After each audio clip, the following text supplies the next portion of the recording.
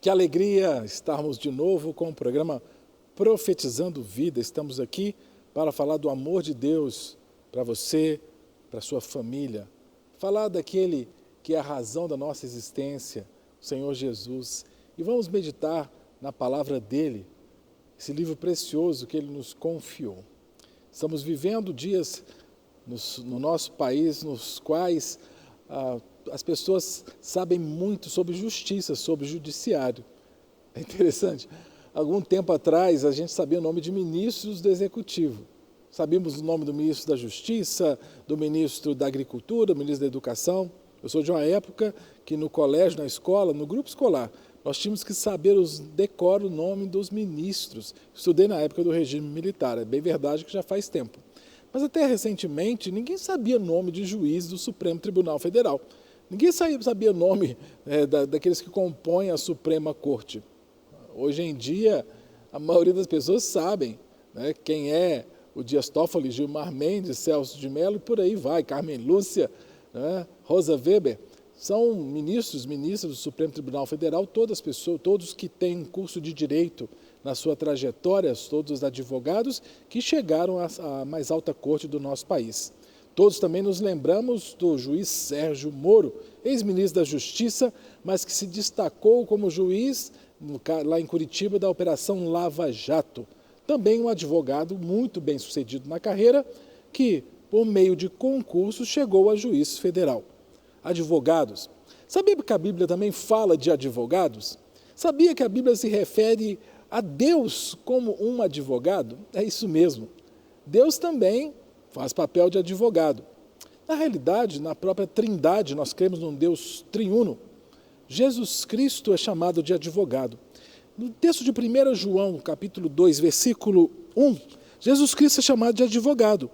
O texto diz, em 1 João 2, 1, vou abrir a minha Bíblia aqui, em 1 João 2, 1, assim diz o apóstolo João na sua carta. Filhinhos meus, estas coisas vos escrevo para que não pequeis. Se, todavia, alguém pecar, temos um advogado junto ao Pai, Jesus Cristo, o justo. João chama Jesus de nosso advogado. João nos alerta, filhinhos, vocês não devem pecar. Aquele que tem uma vida com Jesus Cristo, aquele que se entrega para Jesus, não deve viver em pecado. Não combina com a vida de um homem ou de uma mulher temente a Deus a prática do pecado, cultivar uma vida pecaminosa. O pecado, se ocorrer, deve ser um detalhe, um ponto fora da curva.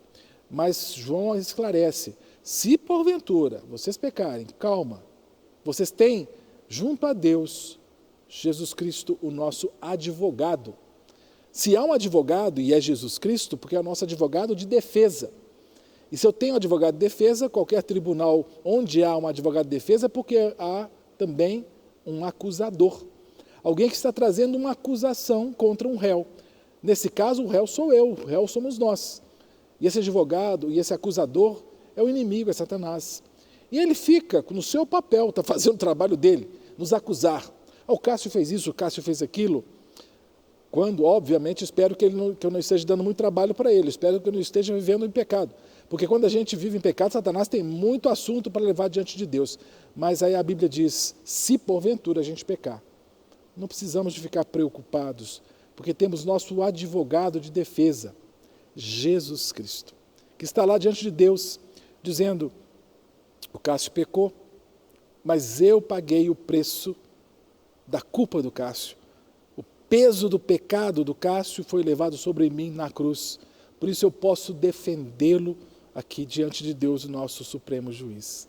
O termo que João utilizou na língua original da Bíblia, que é a língua grega, para advogado, é o termo parácletos. Jesus é o nosso parácletos, advogado. Esse termo parácletos, advogado, também foi usado por João no seu evangelho.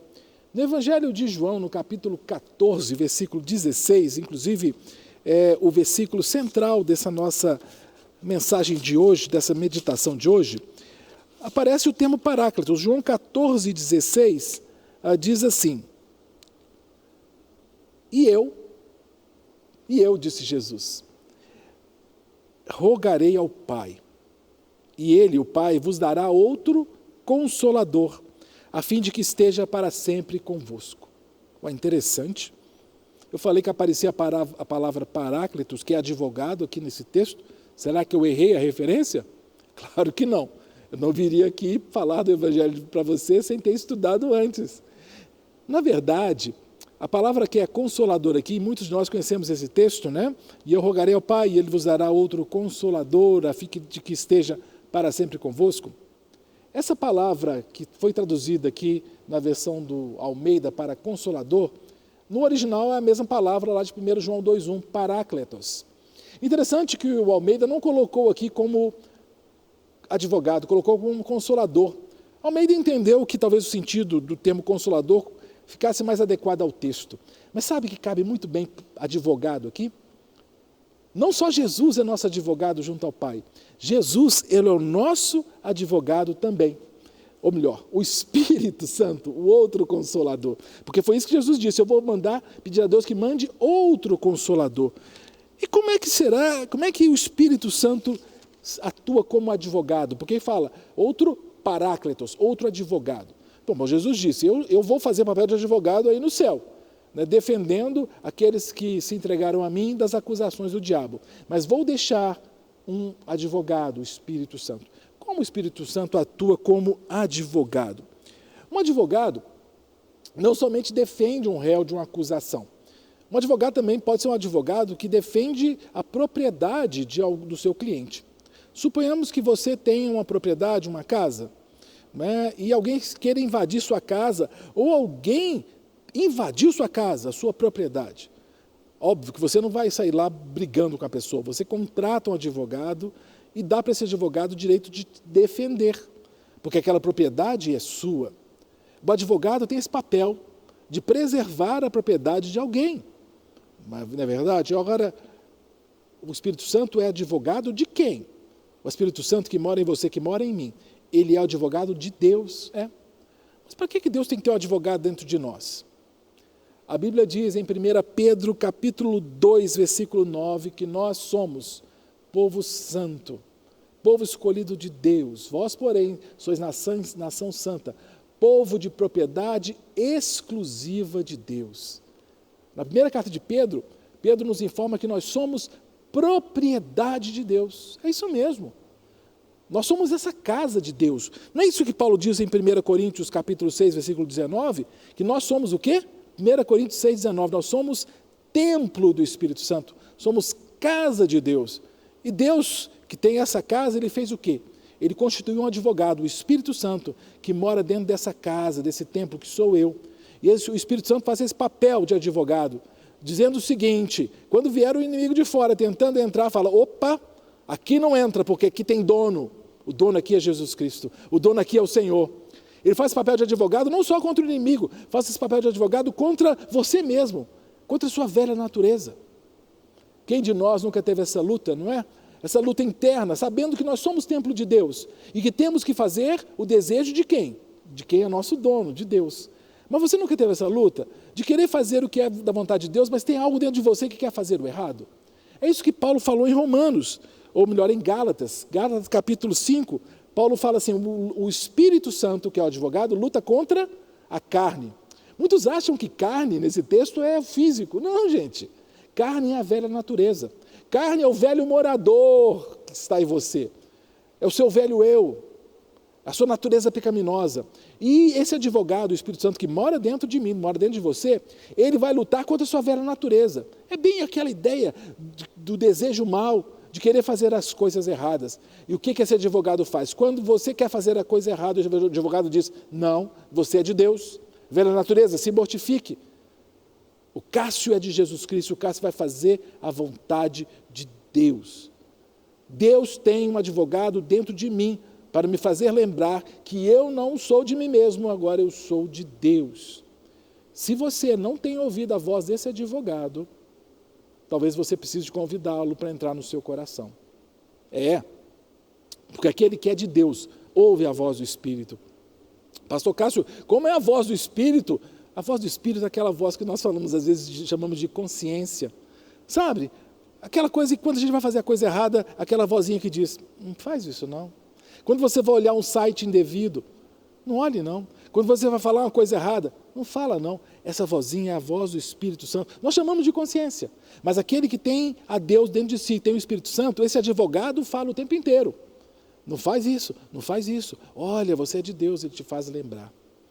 Nós temos o advogado Espírito Santo dentro de nós. Temos o advogado Jesus Cristo diante de Deus. 1 João 2,1 fala isso, que nos defende das acusações do inimigo.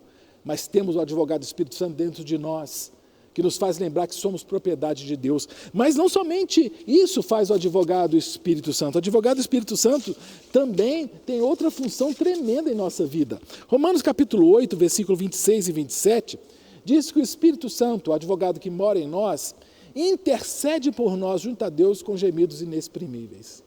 Sabe que às vezes a gente quer ter um caso na justiça, a gente quer levar alguma coisa para o juiz, e é um linguajar tão difícil, né? Fazer uma petição é tão difícil. Os alunos do curso de Direito demoram a aprender a fazer uma petição inicial, a fazer os seus recursos, porque tem todo o linguajar jurídico. Sabe que no mundo espiritual parece que é um pouco semelhante? Pois é, às vezes nós queremos falar coisas com Deus, nosso supremo juiz, nosso Pai eterno, e não conseguimos falar. Você já passou por essa situação? Às vezes a sua dor é tão forte, o seu clamor é tão poderoso dentro de si, que você não tem palavras na sua língua portuguesa para falar. E aí você clama e ora em espírito, e o Espírito intercede por você com gemidos inexprimíveis. Muitas pessoas defendem, inclusive, que isso é o orar em línguas. O orar em espírito é você não falar na sua língua, porque você não tem nem capacidade de expressar em língua portuguesa a sua petição. Mas aí você fala com o advogado que mora dentro de si, o Espírito Santo. Advogado, fala com o juiz lá, fala com Deus, que eu não estou dando conta.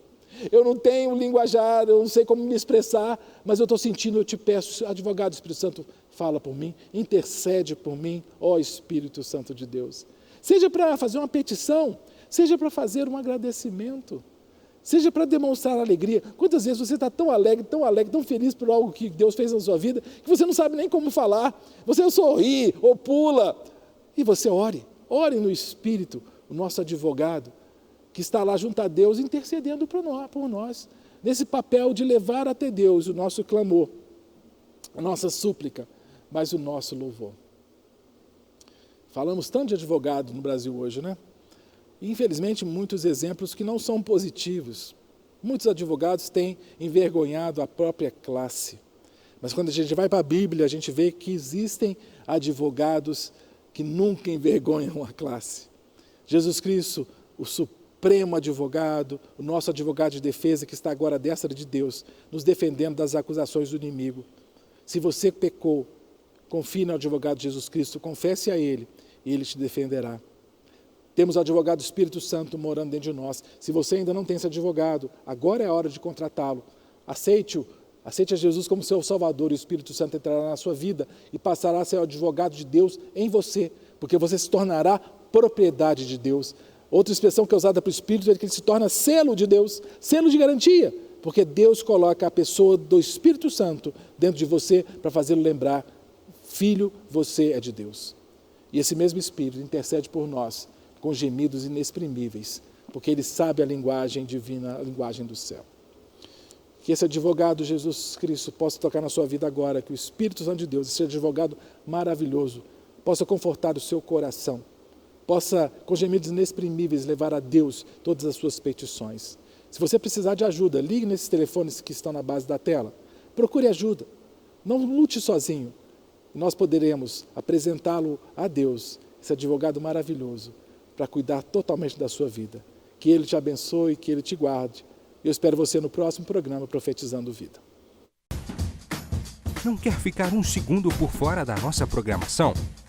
Agora você pode nos acompanhar através das plataformas digitais. Não perca tempo. Acesse, curta e siga-nos. Fique por dentro de tudo o que acontece por aqui. Rede Super, inspirando você.